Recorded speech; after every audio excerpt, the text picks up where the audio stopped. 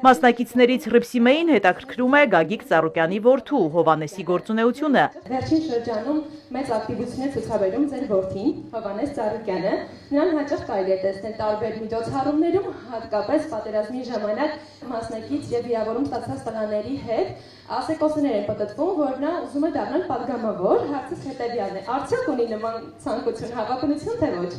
Իմ որդին Հովանեսը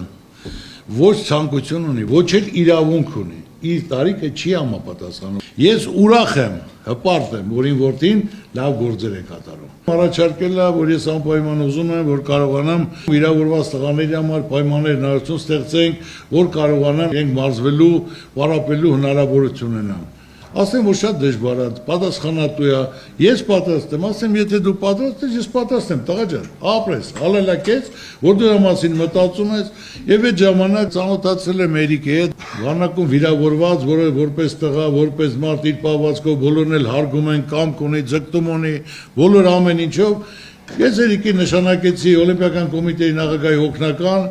ասի Էրիկ ջան, տղայից հետ միասնական ստեղծեք, ինչ որ ցանկանաք, բացի մարզվելուց, եթե պետք է ինչ որ օգնություն բարեգործականից, եթե մարդիկ կարիք ունեն, ձեր տրամադրության տակ է։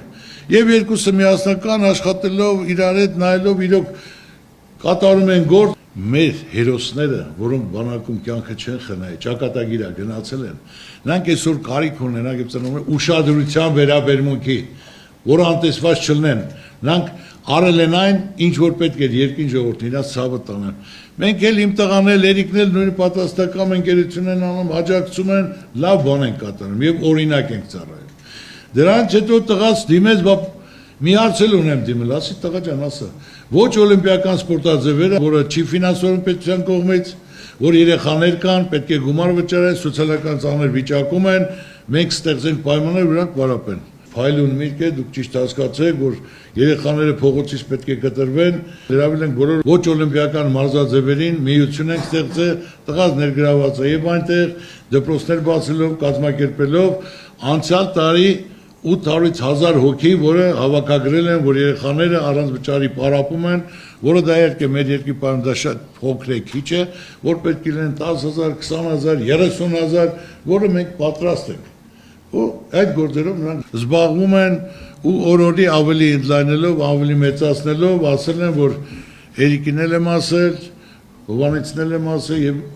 Գառնիկին եմ ասել, որ կարողանանք ինչ որ պետք է անենք, մենք պետք է ունենանք առողջ սերունդ։ Եթե կա առողջ սերունդ, ուրեմն կա ապագա, եթե չկա առողջ սերունդ, չկա ապագա։ Հովանես Ծառուկյանի խոսքով նման ծրագրերը կարևոր են եւ ամեն դետալի մոտենում է մեծ պատասխանատվությամբ։ Պատկերացնում եք, թե ինչքան մեծ է լինելու պատասխանատվությունը, առաջին այդ հարցը ինձ հայրս է տվել,